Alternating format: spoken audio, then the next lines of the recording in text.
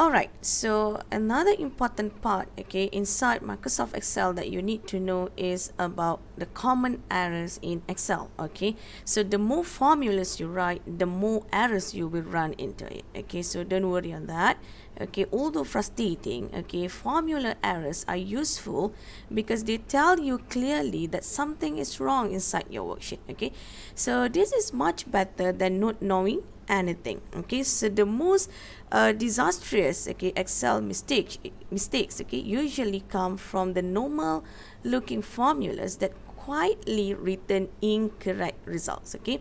So when you run into a formula error, okay, don't panic, okay, stay calm and investigate, okay, the error until you find the cause, okay. So ask yourself, okay, what is this error telling you, okay. So experience with trial and error, okay, you as you gain more experience, you will be able to avoid many errors and more quickly correct errors that do arise, okay.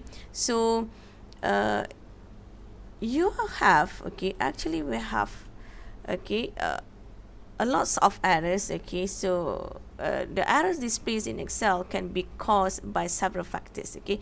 So here are the errors that you need to know, the basic errors that you need to know inside Microsoft Excel.